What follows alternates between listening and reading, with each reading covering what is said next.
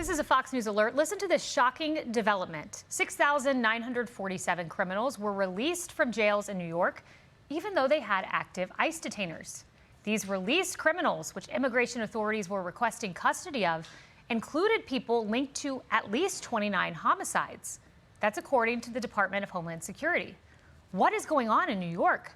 And this is before Mamdani's socialist takeover in January. I'm joined now by New York Republican Congresswoman Claudia Tenney. Great to have you. This is incomprehensible to me. People who immigration authorities want just let out in the streets of New York? Yeah, this is a sanctuary state, as you know, still is a sanctuary state, run by the Democrats completely. Even the governor faces a veto-proof majority in the legislature, and now we're going to end up having, a pro-sanctuary mayor coming in the 1st of January. But yeah, there are thousands, almost 7,000 people with these advanced criminal records, like, murder, you said homicide, rape, extortion, you name it, just about every crime, child sex crimes that are let into our state every single year, at least this last year. And this is all done under, and Letitia James, our Attorney General, was alerted. She doesn't care. She even goes after and is trying to prosecute any of the local governments who want to cooperate with what is called the 287G program. That program allows local police to coordinate with ICE if we have dangerous criminal aliens within the confines of a county or a city. She is interfering with that. She's actually prosecuting my home sheriff for actually cooperating. And my district in upstate New York, New York 24, my entire northern border is the Canadian border. And we have had almost 90% of the people on the foreign terror watch list under Joe Biden were coming in across the northern border. So it's a very dangerous place and a very easy place for safe haven, especially with a sanctuary state like New York. That's unreal. Prosecuting a sheriff, meanwhile, people committing crimes in the streets of Manhattan behind me, just, let them go. That makes sense. This is the plan of Mamdani. We're just learning, what are his new plans for the city, New York City. Here's what he says he wants to do with homeless encampments, a program that would wipe them away. Some homeless advocates and homeless New Yorkers camped out outside City Hall last night to protest the Mayor Adams' sweeps. Will you continue those sweeps? They were asking you not to. No. So he's just going to do away with a highly successful program, as noted by the retired NYPD chief, John Sell. Yeah, look, this is an age-old problem, and these people have mental illness. When I lived in New York City in the 80s, they had the same problem, and we had to clean up the streets. A lot of these people want to be out on the street because of their mental illness. We have to provide care for them. We have to make sure we find a place for them to go. But having them on the streets as drug addicts and people who are hiding among them, who are criminals as well, it's dangerous for the city. It looks terrible. We have them all over the state, though. This is not just New York City. These are statewide laws that allow this to happen. And, you'll see them creeping up even in smaller cities all over.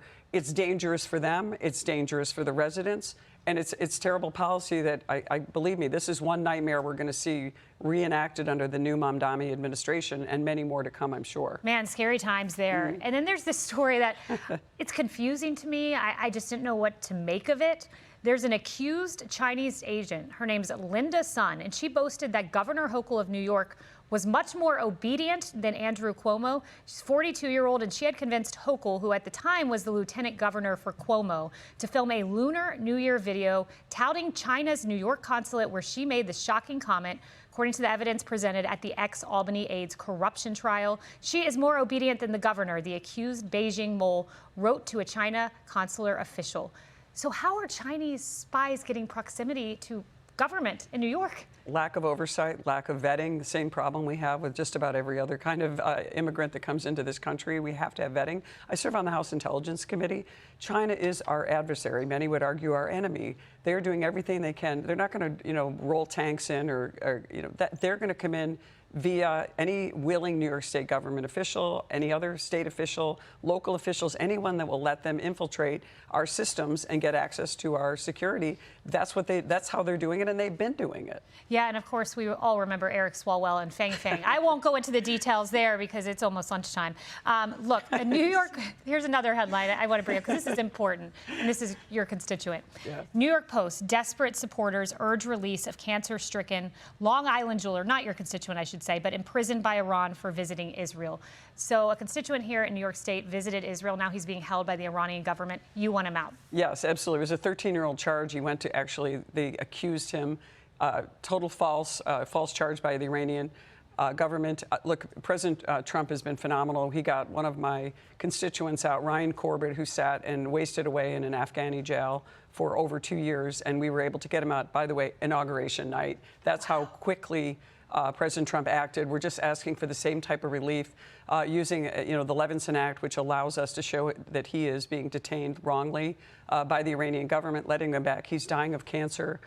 He was only there to see his son for his bar mitzvah. This is something that is really important that we get done, and I'm sure the president is going to do everything he can with his envoy to make sure that happens. And we're grateful to the family, and also my colleague, Democrat Tom Suozzi, and I led that letter to President Trump. But we're very hopeful that the president's going to make this happen. Absolutely. If anyone can, it could be President Trump. And that's amazing. Inauguration night release. Amazing story. Thank you so much, Congresswoman Tenney.